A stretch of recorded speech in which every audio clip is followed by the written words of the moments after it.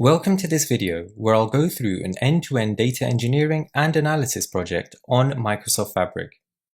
The objective is to provide hands-on exposure to Microsoft Fabric's data factory, data engineering, and Power BI experiences, where you can follow along and create a data engineering pipeline which enables business reporting. The goal here isn't to go into extreme detail into each of the experiences, but to give you some practical hands-on experience of Microsoft Fabric, so this can be the starting point where you can continue to develop your skills. So let me give you an overview of the project. We'll start off by using the data engineering experience and using Spark and Python to fetch and process API data.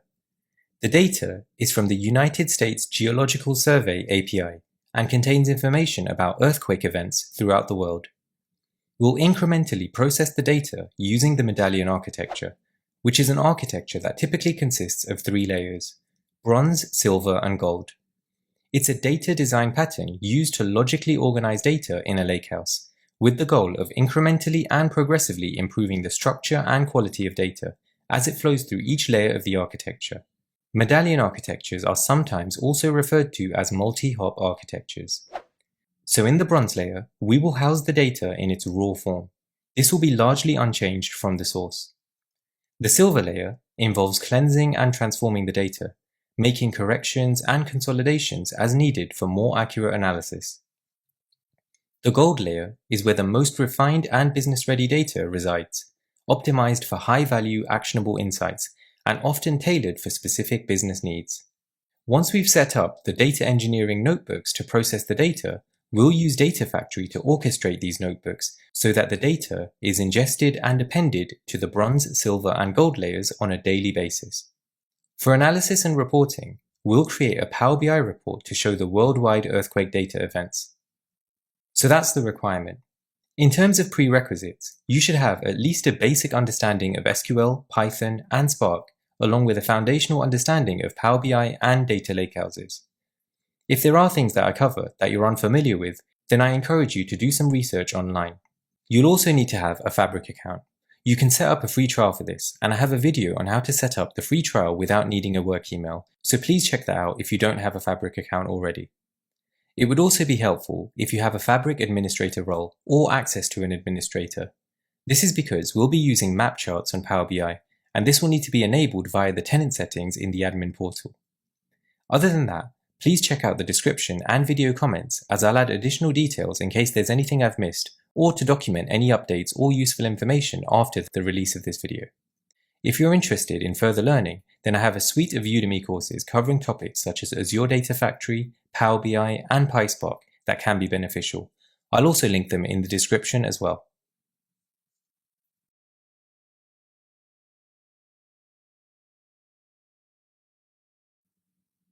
Okay, so without further ado, let's get set up.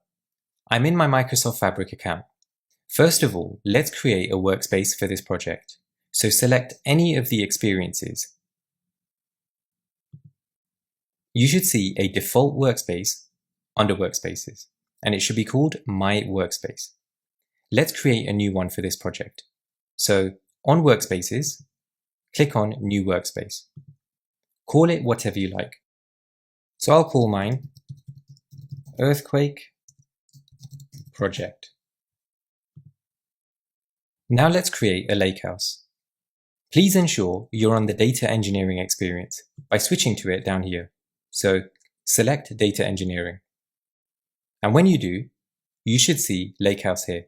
So you can click on this to create a lakehouse, or go to Workspace, select the new workspace, under New, find Lakehouse, and then you can name a new lakehouse.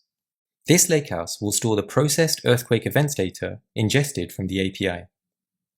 Let's call it Earthquakes Lakehouse and create.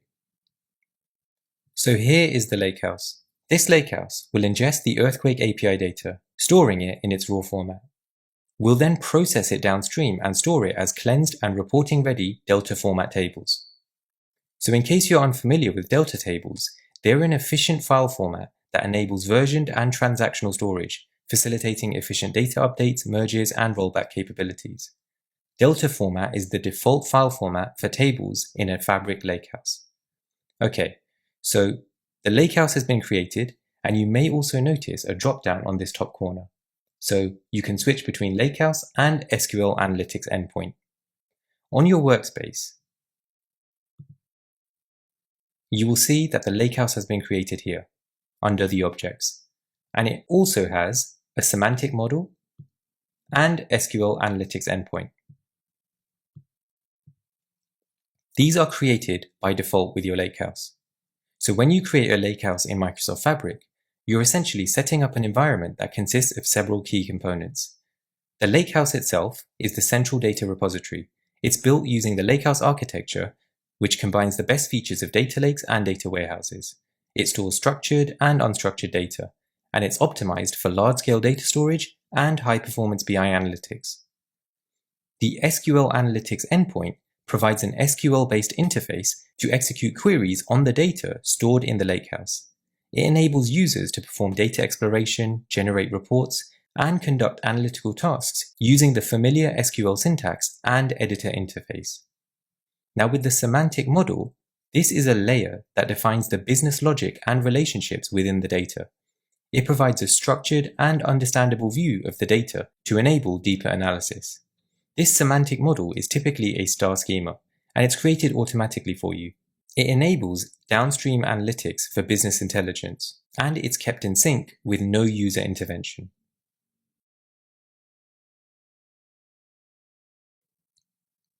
Now let's explore the USGS Earthquake Catalog API. So I'm currently in the API documentation.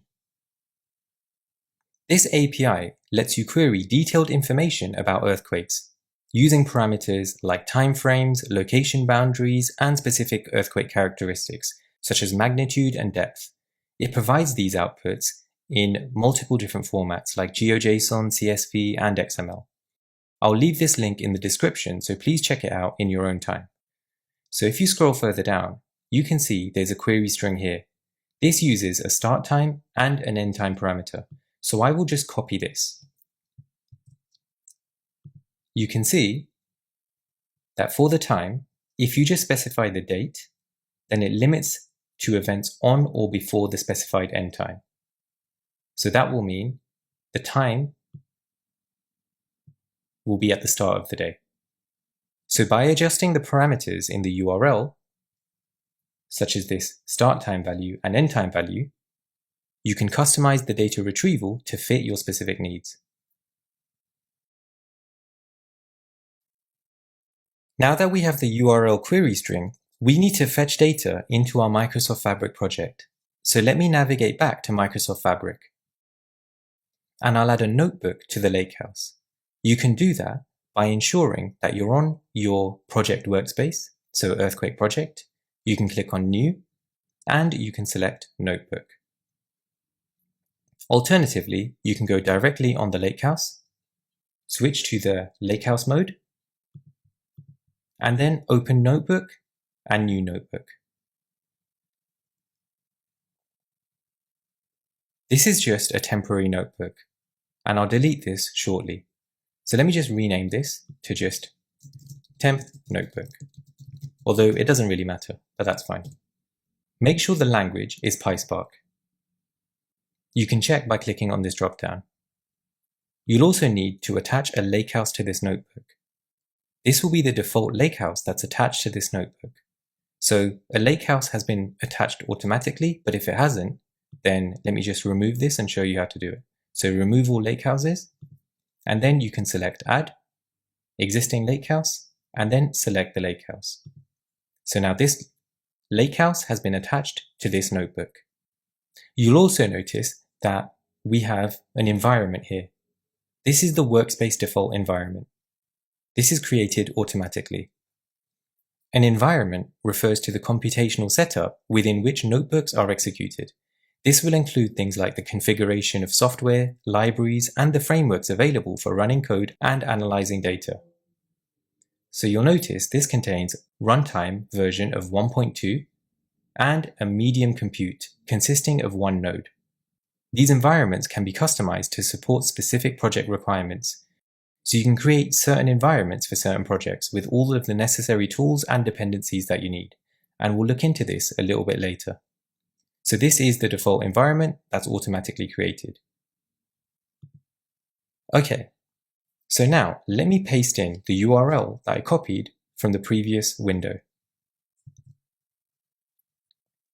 So let's embed this in quotes, and let's assign it to a variable called URL. So we can use the built-in Python request library to fetch the API data. So let me run this.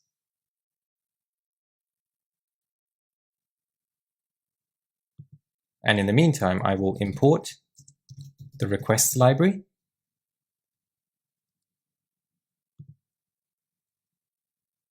And then I can make a GET request and return the response. So to do that, I can do requests.get and then pass in the URL. So let's run this. And we get the response of 200. A response of 200 in the context of HTTP and APIs means OK. This status code indicates that the request was successfully retrieved. So I can actually further type status code like so, and it should just return 200, as you can see. So now let me assign this to a variable called response and run this. So now let me return this response in JSON format. So I can do response.json. And now we get the response in JSON format, as you can see. So looking at the response, we have key value pairs. We first have type, which is feature collection. We have metadata, and this is the response or the value associated with the key of metadata, everything enclosed in the curly braces. We then have features. This is an array of JSON elements. So this is one element from here up to here, and then we go to the next element. So essentially we have key value pairs, and the values can be further embedded objects. Each of these JSON elements under features is the information that we're after. So this says the type, which is feature. We get the properties, which show the magnitude, the place, the time, the updated time, information such as the significance, and so on. So to access data just from this features key, I can type features like so. So now we get the data just from the features key. And note, these time values are in Unix timestamp format. Unix timestamps represents the number of seconds, or in this instance, milliseconds, that have passed since the 1st of January 1970. So we've specified a range in this query that starts from the 1st of January 2014 and it ends at the 2nd of January 2014. So if you check this time attribute and convert it to a standard timestamp format, which you can do, let's say, just paste it in this Unix timestamp.com, enter in the timestamp and it converts it for you. And as you can see, the value is 1st of January 2014.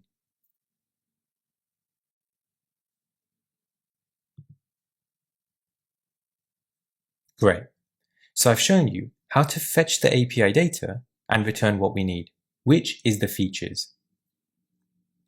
So next I'll show you how to fetch this data and store it in a JSON file. So I'll delete this notebook as I'll be importing a pre-prepared notebook from my GitHub repository.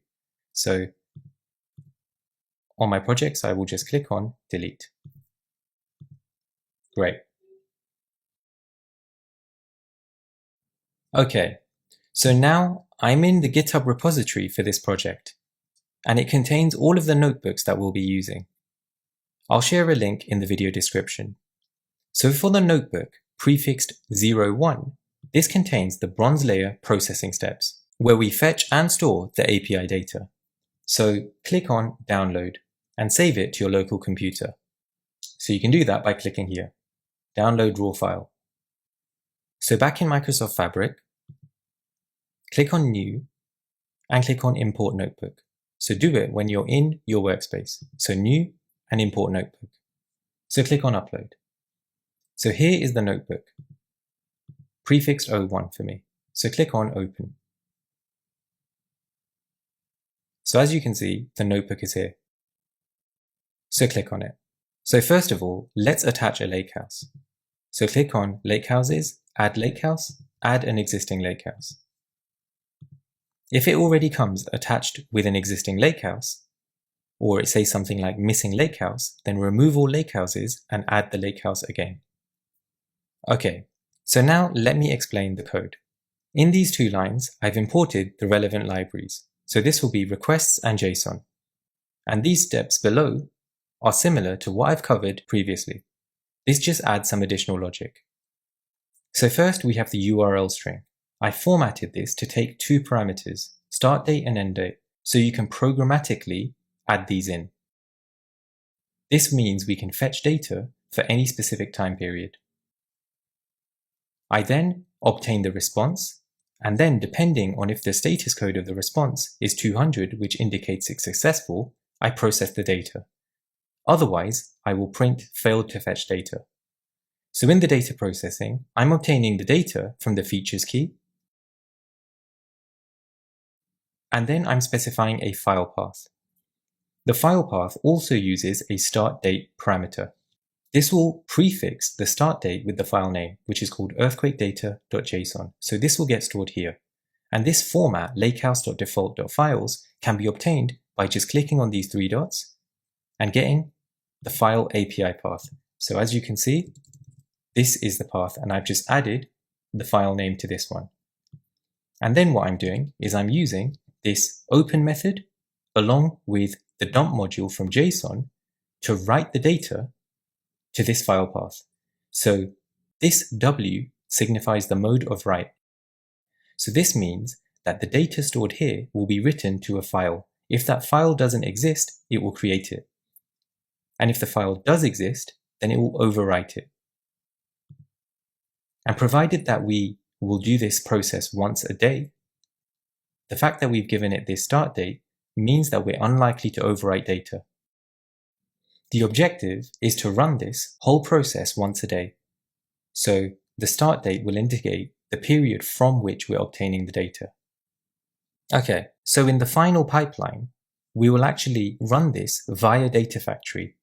And from Data Factory, we will pass in these parameters. However, for demonstration purposes, let me define these now. So I'll add a new code block above.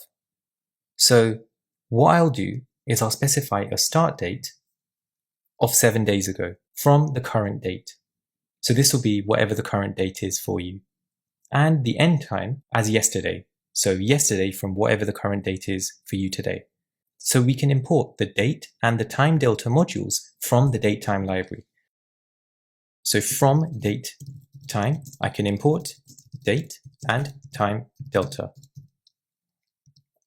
I can then specify the start date equal to date dot today subtracted by time delta of 7. So this essentially means today's date subtracted by 7 days. And then for the end date, we will subtract it by 1. So the end date is yesterday and the start date is 7 days ago. And let me show you what the URL string will look like. So I will just actually copy this and I will print it. So let's run this. Great.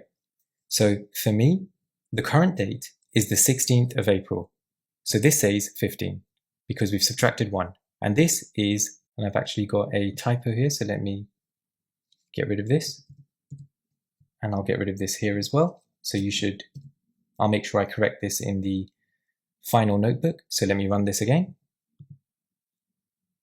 So the end date is the 9th of April. For you, it will be different depending on what the date is for you. So now let me run this cell, which will create the file.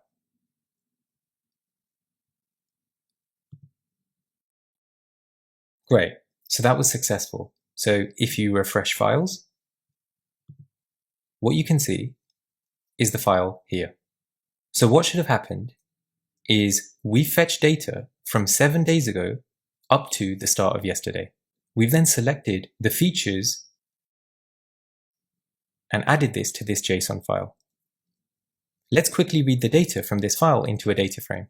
So you can actually just click on this 3 dots and load data via Spark, and it will paste in the code for you and display the data frame. So let's run this.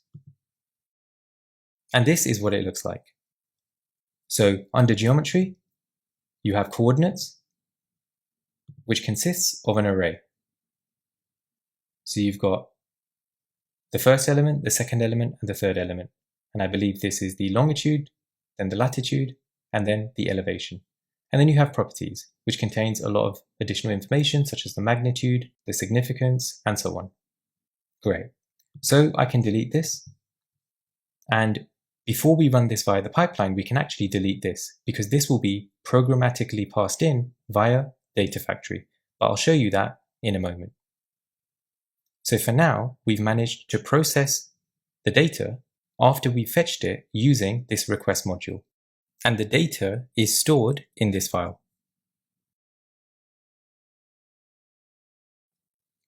Now let me show you how to process the silver layer.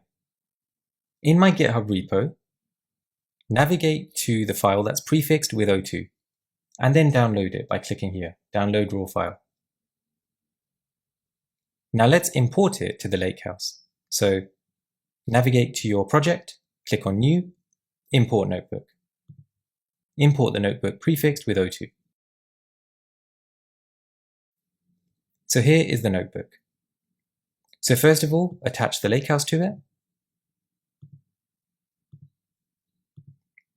And now let me explain the code in this notebook. So in the first cell, I'm importing all of the libraries that we need. So I'm importing the col module and the timestamp type module. So this is a data type. Let's run that cell. And let's run the cell below, which reads the earthquake data into a data frame. This uses a parameter called start date. So I will need to define that. Now in the final solution, we'll define that in our data factory pipeline, but for now, we will make sure we use the same start date as this value here. So what I can do is I can just do start date equal to that value, which is 2024-04-09, or I can actually just copy how we've defined it here, like this. And that's what I'll do.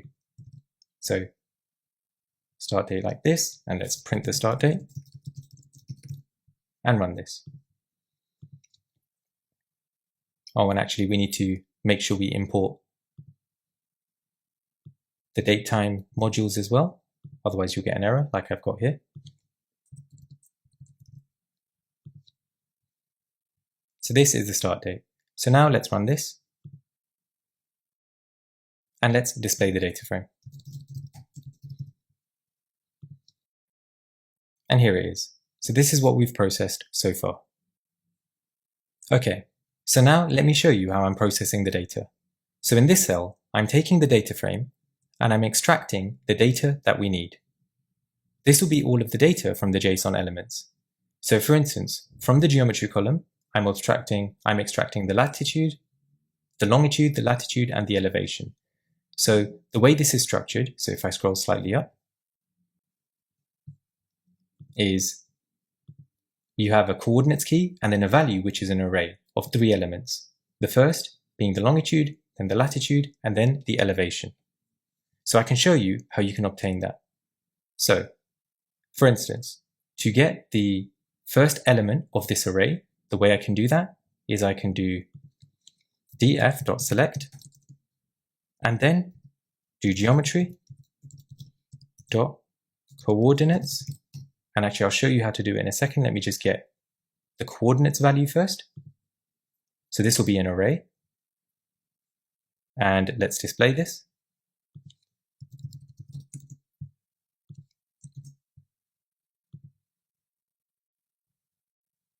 And as you can see, this is an array. So we know that it's always going to be the same structure. So we will get the longitude, the latitude, and then the elevation. So to get the first item from this array, we can use the getItem method. So I can do .getItem and then specify the number. So this will be the index position. So this is index position 0. So let's run this.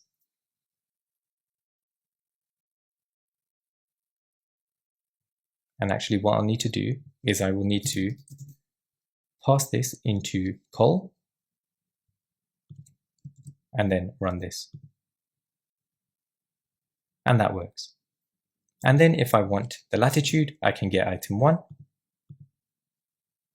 And then if I want the longitude, I can get item 2.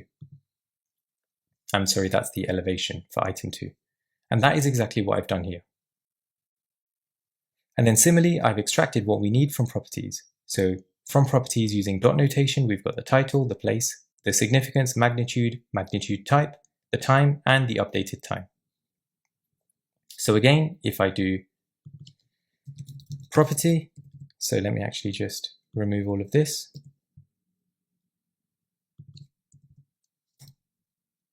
So it's properties, and let's run this.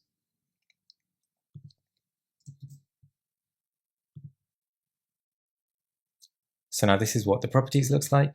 So if I wanted to get, let's say, magnitude, I can just do properties.mag like this and run this.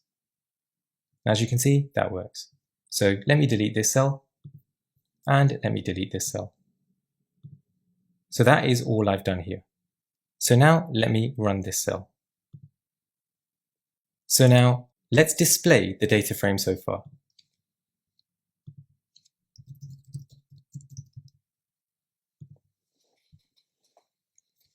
So it's now in tabular format. So the only thing left to change is the time values. We should ideally have it in the standard timestamp format. And currently this is in Unix timestamp milliseconds. So this can be cast as a timestamp as long as it's in seconds. So we first need to divide this by 1000 and then cast it as a timestamp. And that is what we've done in the cell below. So I've added a column using with column called time and updated. So as the first step, I've divided time by 1000 to get it in seconds format. I have then cast it as a timestamp type. So let me run this.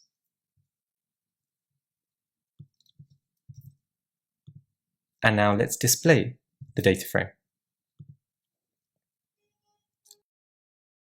So as you can see, we now have this converted to the standard timestamp format. Great. So let me delete this. And finally, I am writing the data frame to a table called earthquake events silver. And the mode is append. So any new data will be appended onto this table. So when we process the data daily, the data will continue to get appended. So let's run this. Great. So that was successful. And now when I refresh tables, you can see we have the silver table. I'll take this opportunity to show you how you can use the SQL endpoint to perform SQL queries against the data stored in your data lakehouse. So go to your lakehouse and you should see the table here. On the top, switch to the SQL Analytics endpoint. Under schemas, DBO, tables, you should also see the tables in your lakehouse. So you might need to refresh. And here's the table. So if you click on new SQL query, you can perform an SQL query. So for example, I will select star from the table. So let's run this.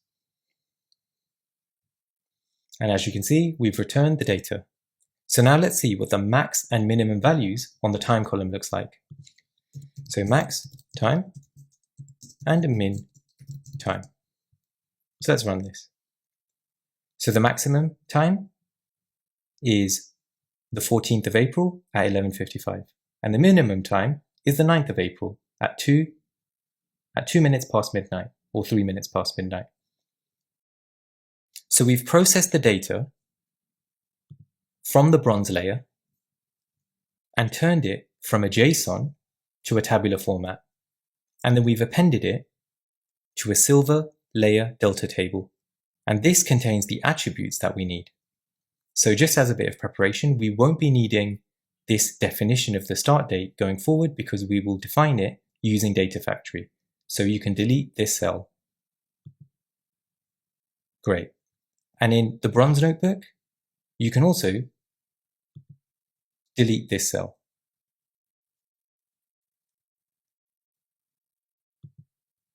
So you should only have this one line of code. Now let's process the gold layer, where we'll get the data ready for BI reporting. So back in my GitHub repo, go to the file prefixed with 03 and download it. Let's import it into our Fabric environment. So navigate to your Workspace, select New, Import Notebook, and select the notebook. Here it is. So here is the notebook. As always, attach your Lakehouse and click on Add. In this notebook, what we'll be doing is we'll be adding a country code depending on the latitude and longitude coordinate values. We'll do this with the help of an external library called Reverse Geocoder. We'll also be adding a classification for the significance of the earthquake. So we'll either classify them as low, moderate, or high, depending on the significance value. So first, in the top cell, I'm importing the relevant libraries we need. So these are built-in libraries, but this is not a built-in library, so we will need to install it. We can install libraries on our environments. So currently I'm in the Workspace default environment. So to be able to access a library in this notebook, we'll need to create a new environment. This is because this does not have any libraries installed on it. So I've already mentioned, but to recap, Microsoft Fabric environments provide flexible configurations for running your Spark jobs. So in an environment, you can select different Spark runtimes, configure your compute resources, and install libraries from public repositories, or upload custom built-in libraries. So to create a new environment, you can either click here on New Environment, or select your workspace, go on New, and click on Environment. So this is currently in preview. So give your environment a name. So I'll just call mine earthquake_env, and then click on Create. So on your workspaces, you should see your environment is here. So here it is for me, here. So once you're in your environment, you can click on Add from PyPy, and you can specify the library. So the library itself is called reverse geocoder,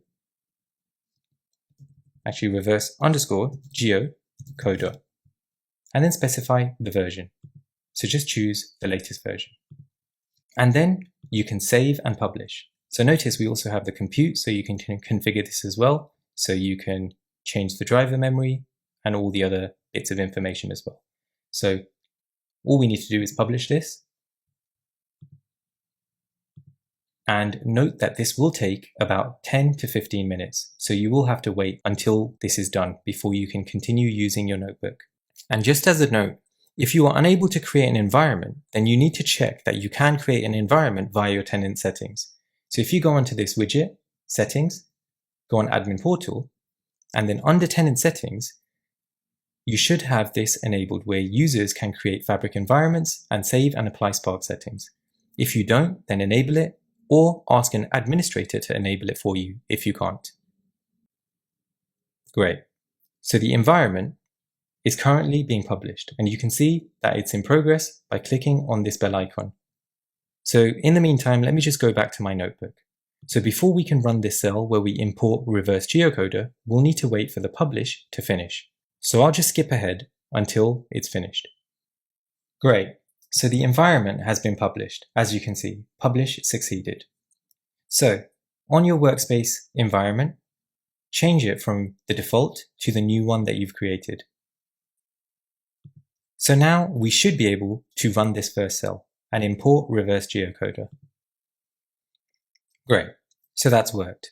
Let me show you how reverse geocoder works. So here is the documentation. And here's an example. So you have coordinates as tuples.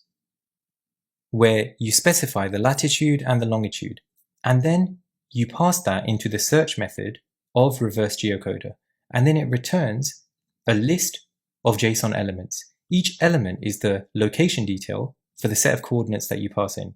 So you have the name, the country code, the latitude, the longitude, and then the admin1 and admin2 values.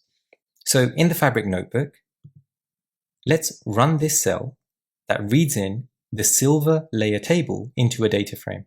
But notice, there's also another method which filters the time column to include values greater than the date you specify in the start date variable. So the idea here is that it will filter only the values that occur after the start date parameter, which will get passed in via data factory. So this will mean you don't process duplicate data. You'll only process data that occurs after the start date. So let me just comment this out for now because we don't actually need this element. And I will just read in the table. Great. So let's display the data frame.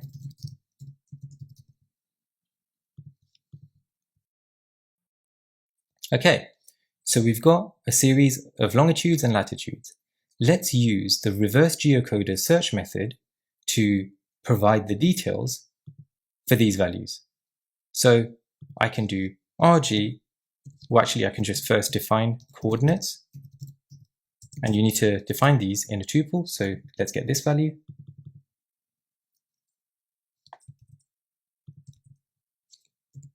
And let's get this value. And then let's do rg.search, and rg is reverse geocoder. We've imported it as rg, and then pass in the coordinates. So let's run this. So as you can see, this refers to the country code of NI, and the name is Massachusetts, and the admin1 code is Managua. So from this, let's say we want to retrieve just the country code. So we first need to extract the JSON element. So this is a list object consisting of just one element.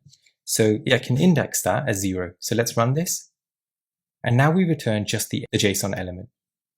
And then finally, we can use the get method and get the value from the key CC. So let's run this. So now we return the country code for this coordinate. This is the ISO 2-digit country code, which we can use in our Power BI map visuals. So all I've done in the cell below, so let me delete this, and I'll delete this, is turn this into a function called getCountryCode. So it takes in the latitude, the longitude, and then it uses the search method to get the country code. So let's run this. And in this cell here, I am registering this function that I've defined as a UDF. This is so we can use it on a Spark data frame. So let's run this. So now what I'm doing here is I'm creating a new data frame called df with location, which takes the existing data frame and adds a new column called country code. And it invokes and it uses this country code UDF function that I've registered. And it takes in the latitude and the longitude from the data frame. So let's run this. And now let's display that data frame. And as you can see, we have the country code that has been obtained via these longitude and latitude values. So let's delete this cell. So now what we're doing is we're adding a new column here called sig class. If the significance is less than 100, it returns low. If it's greater than or equal to 100 but lower than 500, moderate. Otherwise, high. So let me run this. And now let's display this data frame.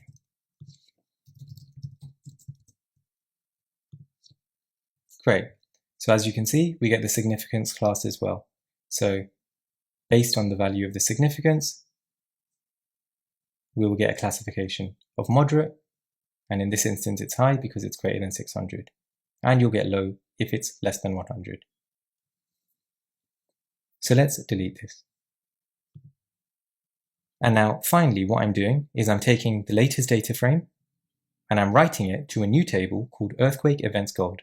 And the mode is append, because in the final pipeline we will just return, so remove this comment again, we will just return the data from the silver table, which is after the start date, and the start date will be passed in via data factory. So let me run this for the first time,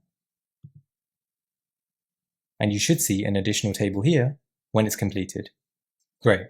So now when I refresh,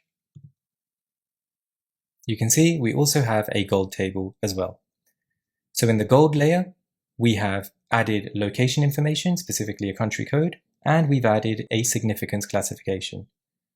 So just as a reminder, remove all of your comments and additional cells that you've added, and just keep the cells as they were on my GitHub repo.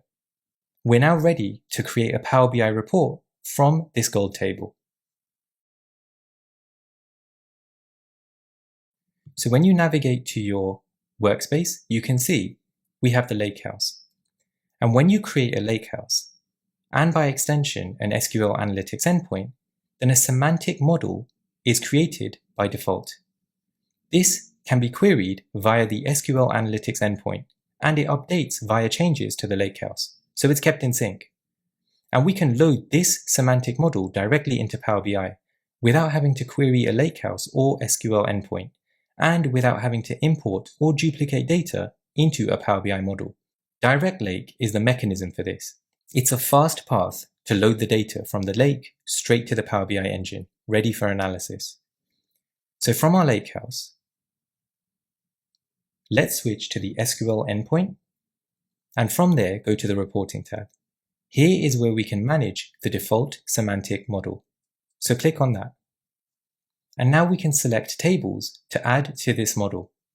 So let me just cancel that for a second. And when you see Data Query Model here, click on Model.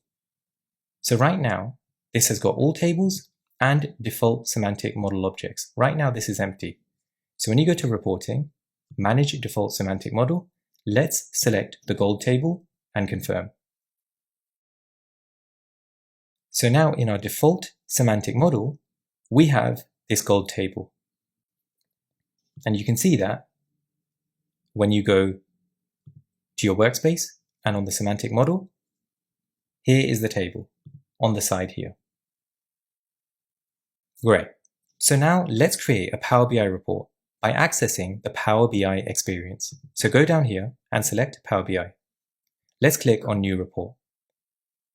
For our data source, click on Pick a Published Model. So pick a published semantic model. And here is the semantic model. So click on the drop down here and create a blank report. And you should see that a blank report has opened. And here is the gold table. So as you can see, earthquake events gold.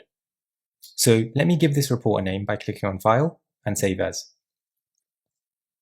Select the workspace you'd like to save it to, which is this one for me. And I'll give it a name. Worldwide Earthquake Events. And save. Great. So the report has been saved. To edit it, click on Edit. So in this report, I want to create a map visual. We need to enable map visuals via admin settings.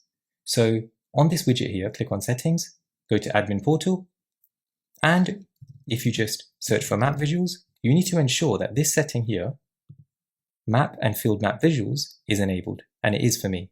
Otherwise, you will not be able to create the map visual.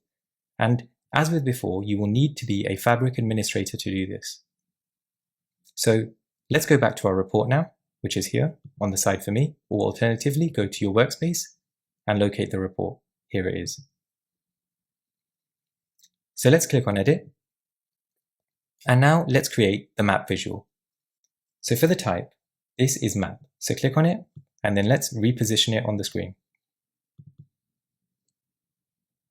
Like so. So click on the visual, and on the location, we will pass in the country code. Let's rename this for this visual. as country, like so. And now for the bubble size, let's select significance. We want this to be the maximum significance value.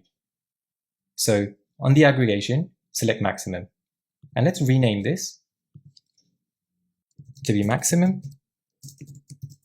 significance. And now for the legend, let's select sig class. So that's classification, and add that to legend. And let's rename it for this visual as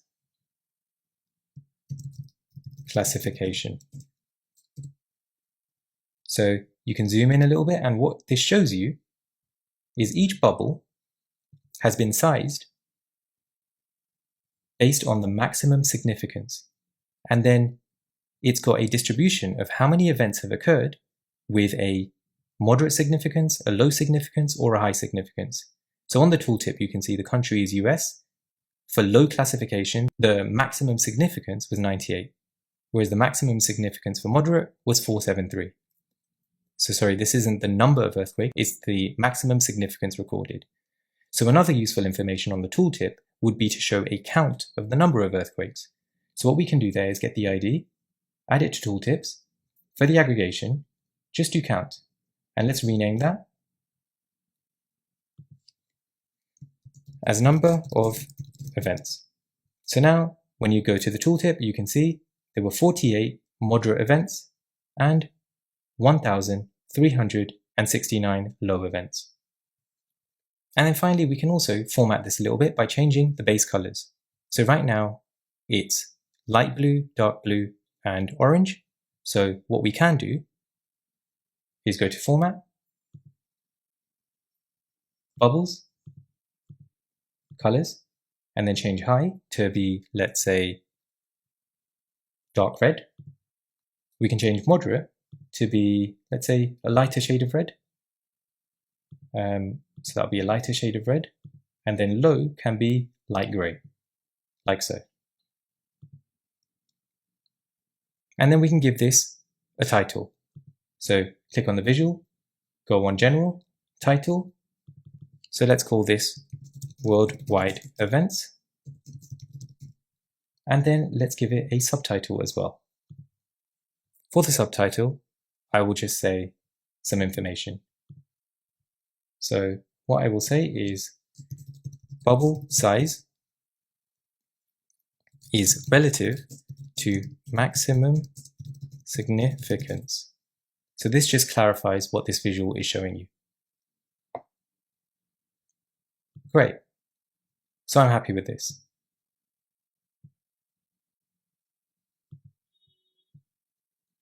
Now let's add a slicer to the top. So select the slicer visual, so that should be here. And just click somewhere else, and then add that in this top corner here. And then on the slicer, let's add time. And then we will rename this for this visual as select a date range. And you can use this to select a date range, and it will dynamically filter the data. And now, finally, I'll add another slicer. So this time, I will add the significance classification. And I will format this so that it is a tile, like so. And I will hide the header icon, and I will hide the slicer header. I'll modify this a little bit more. Great. And now actually I'll add one more as well, and that will be a card. So I'll select multi-row card. One of the fields will be a count of the number of events.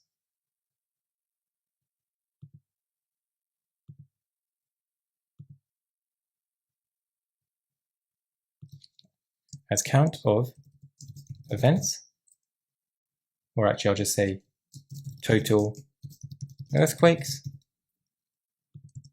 And then I will add another one, which will be the maximum significance, so sum of significance, but this will actually just be maximum significance, rename it for this visual, and call it significance max, like so. And I will actually just put this over this visual here, like so.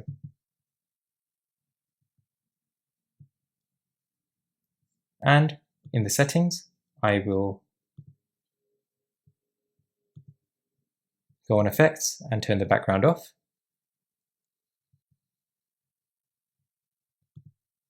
And I'll leave it like this. Great. So now you can see the total number as well. And you can change the color if you want to make this more readable, or let me actually just see if I can change the map itself to be like this. Great. So now what you can do is you can interact with it. So if you want to see just the high classification earthquakes, you can click on high. The visual will update itself, and you can see there was one high classification event in China, and the significance was 650. You had one in Philippines, in Papua New Guinea, sorry, and then you had two in Indonesia. And then you can see the low events and the moderate events as well. And then you can turn off the filter, and you can filter by specific date range as well. So I'm happy with this. So let me save this by pressing Command and Save, or you can just go on File and Save. Great. So we have finished the report. And now, as you can see, the date range itself for me is from the 9th of April up to the 14th of April. This is because of the start and end date parameters that I specified. So now what we'll do is we'll get a scheduled pipeline set up so we can add new events to this Power BI report on a daily basis. Right now, I only have data based on the first import that I've done. But now we'll get a pipeline going that will automate the data import. So we'll run the pipeline to get yesterday's data as well. So for me, the current date is the 16th of April, so I will also add in the 15th of April. So now that we've coded the ETL pipeline and created the Power BI report, which is connected directly to the data in our Lakehouse, we can create a data factory pipeline to automate the data processing of new events and schedule it to run daily. So let's go to the data factory experience by clicking on this button down here and selecting Data Factory. Make sure you save the changes to your report as well. And now we want to add a new pipeline. So you can do that by clicking on Data Pipeline or going to your Workspace, New, and then locating Pipeline. So if you click on More Options, it will open everything up, and then you can click on Data Pipeline here. Give your pipeline a name. So I will call it Earthquake Data Pipeline and create. With a data factory pipeline, you add activities to the pipeline that perform tasks. So you need to add pipeline activities. You can do that by clicking here or going on activities and searching for the activity. So let me select pipeline activity. And now here you can search for a specific activity. I want to add a notebook task. So you can see the task is here as well. So click on notebook task and you should get the setup for that activity here. So let's call this Bronze Notebook. Under settings, select your workspace, which is this one for me, and the notebook. So the bronze notebook is the one prefixed with 01. And notice we have base parameters. This means we can define parameters in this pipeline that get passed into the notebook. And you'll notice in the notebook itself, I have a start date and an end date variable. So we can define the values for these variables in the pipeline and pass them from the pipeline into the notebook. And that's what I'll show you how to do now. So to do that, you can click on New and give your parameter a name. So it should be the name, it should be the same format as the variables defined in your notebook. So it should be start underscore date actually and end underscore date. So let me change this to date. Specify a type, so string, add a new one, and it will be end underscore date, and then string. And you can define this dynamically. And we can do that using functions. So in the notebook itself, I want it to run once a day. So it should get data for the previous day. So that means the start date should be 1 day less the current date, and the end date should be the current date. So we can dynamically code this using various functions.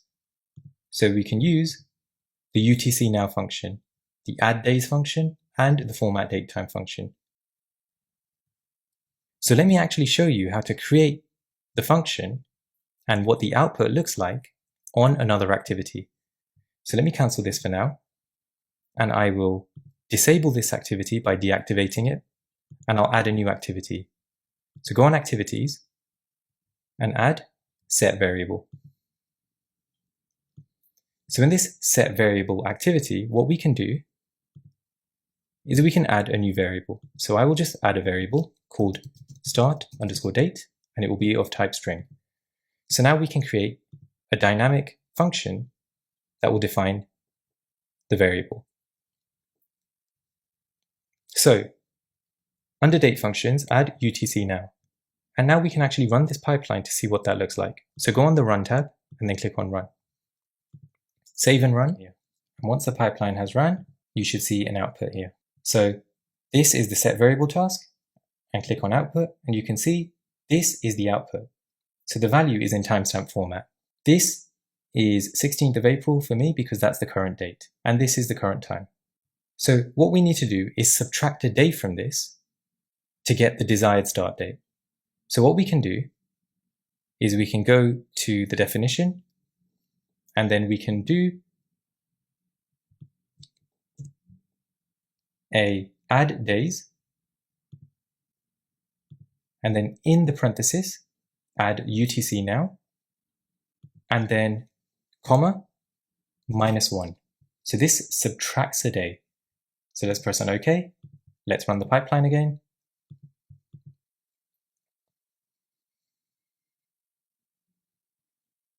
And now we can see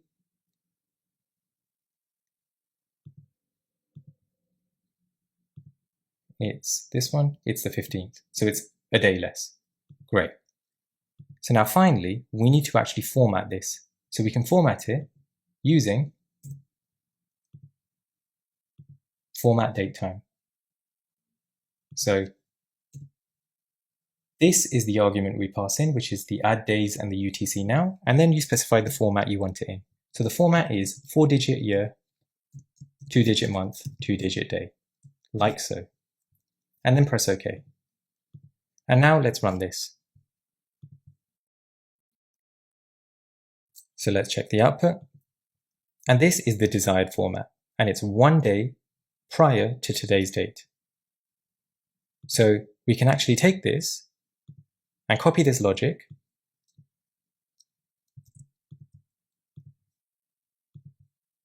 into our bronze notebook. So in the base parameters for start date, we can just actually paste this in. And then for end date, we want it to be today's date. So we actually don't need this add days bit, so you can delete that. And just keep it like so. And now let's delete this set variable task because we no longer need it. Great. So this bronze notebook is how we want it. So let's activate it again. And now what we'd like to do is add another notebook task. So when this bronze notebook has been processed, let's process the silver notebook. So on Activities, click on Notebook Task, attach this green tick to this task. So this means this will get executed first. If it's successful, then this task will get executed. So let's call this Silver Notebook. Under Settings, select the notebook, which is 02. And now for base parameters, notice on Notebook 2, we need to specify the start date. So what we can do is copy the logic for the start date here, and then click on base parameters, new, start date, type string, and here is the value. So that's done. And now we need to process the gold notebook. So we can add a notebook task. So on success of the silver notebook, run the gold notebook. So let's rename this to gold notebook. And now again, the gold notebook, so let's just confirm this, also requires a base parameter of start date, as you can see. So we can copy the logic here, go to settings, select the notebook 03, base parameters, new, start date, string, and paste that. Great. So that is finished. So we can now save this, validate it, make sure that it's okay. And now we can run this. So when we run this, what I expect to see is on this Power BI report, we should get an additional day on this slicer, the 15th. For you, it will be whatever yesterday's date is. So let's go to this pipeline and run it. And it will start to execute all of these notebooks. And I should have said actually, it's good before you run it just to make sure that your notebooks do not have any additional cells in them. So they just contain the same information as they did in my GitHub repository. Great, so let's go back to the pipeline and let's see how the data gets processed. So the bronze notebook has succeeded. It's now processing the silver notebook. So the silver notebook has been successful, and now it's on the gold notebook task. So that's finished, and all of the tasks have been successful. So what you can do is you can click on schedule, and you can schedule this to run at a specific frequency. So it can run every day at a specific time, and it can process new data. So if you go on View Run History, you can see here is the run that I've just processed, and it was successful. And you can go to the Monitoring Hub and see the details as well of the run that you've just done. So now, when I go to this Power BI report, click on Edit, and then refresh, you should now be able to see there is an additional day. So we now have the 15th. So the additional data has been processed. So the pipeline has worked as expected. So that's the end of the project. I hope it's been useful and provided you with a good insight of the data engineering, data factory, and Power BI experiences in Microsoft Fabric, and how they can work together in a unified application. So to recap, in the bronze processing notebook, we fetched the data from the earthquake from the USGS API and stored it in a JSON file, and actually in the Lakehouse. So in the Lakehouse endpoint, you should see under files, we have two files. This stores 7 days worth of data, and this is the single day I just processed now. And then in the silver processing notebook, we converted the JSON structure into a tabular format and extracted the relevant attributes and reformatted them to our liking. And the final output is a silver layer table where we append new records. In the gold notebook, we created additional attributes, such as the country code and the classification of significance. And the final output is a gold layer table, where new records get appended. We created a Power BI report to show the earthquake events on a map. And finally, we created a data pipeline where we process the bronze, silver, and gold layers in a data factory pipeline. These process new events on a daily basis if we create a schedule to run daily. Now, if anything was unclear, then please review my code in detail and rewatch the video. I also recommend doing some of your own research online in case there was anything you didn't quite understand. I also encourage you to continue on doing some analysis and expand some of my transformations as well as the Power BI reporting that I've done. There's still quite a lot you can do. I've only scratched the surface. I've worked primarily with the significance, but you can also work with other attributes, such as magnitude, and convert it to a standard unit of measurements. You can also explore new visuals or perform some exploratory data analysis using the SQL endpoints or notebooks. So as a final reminder, check out the description of the video for useful links and documentation. I'll also share all of the relevant URLs as well. If you enjoyed the video, then please like and subscribe for more content like this.